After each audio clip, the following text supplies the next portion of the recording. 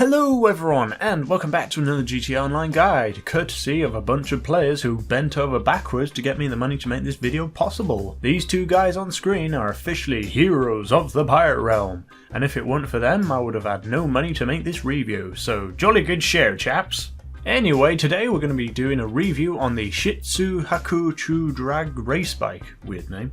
It's the most expensive bike to date at just under $1 million, so let's see if the money is well spent. Well, the bike certainly looks cool. I'm sure only a certain amount of people agree with me though, due to its obnoxious length of the back axles, so let's talk about its performance instead. Let's take it to the in-house mod shop, tune it to the max, and see what it can do. For this review, I'm going to be comparing the drag bike to my old faithful Akuma, as I've been using the Akuma for as long as I've played the game, and I've won countless bike races using it. So for me, the Akuma is a great benchmark and comparison against the drag bike. For those who haven't got much experience with the Akuma, it's one incredibly fast accelerating and cornering bike with a high top speed. It's not the fastest bike in the game due to its inability to do wheelies make you go faster by the way.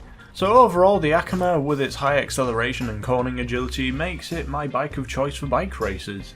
So will the drag bike make it obsolete? Well, let's find out. So just riding the thing around town, it's easy to figure out that this thing doesn't excel at cornering. It's okay, but overall when I take a corner, the bike feels rather sluggish. And it also feels unstable because sometimes the back wheel loses grip on the road for a millisecond then gains grip again, resulting in this kind of jolty behaviour of the back end when taking some corners at high speed. Thankfully this doesn't result in the bike spinning out, and I've found that using the handbrake when cornering can provide interesting results on the bike.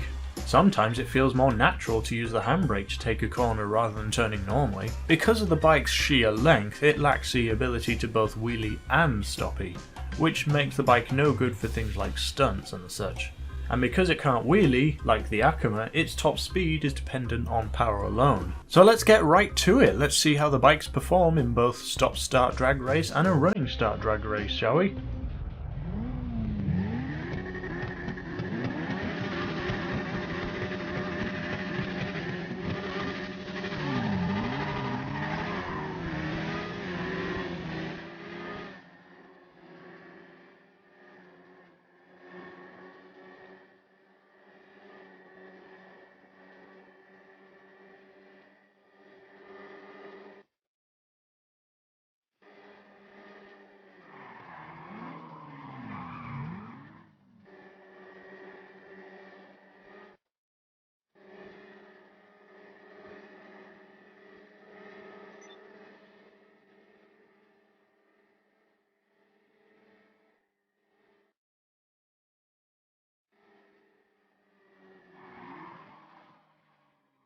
So as you can see, both bikes are very comparable in terms of performance, but we gotta hand it to the Akuma for its sheer acceleration speed. But for a drag bike that only just hangs on in a running start drag race, it leaves you wanting more.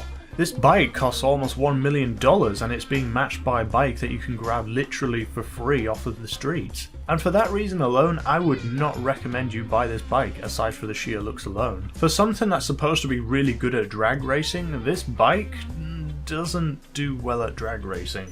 I'm actually kind of disappointed personally. But on that note, I hope you enjoyed this video. Make sure to leave a like and subscribe to the Pyrerealm Gaming channel for loads more GTA Online guides coming to you very soon. See you around!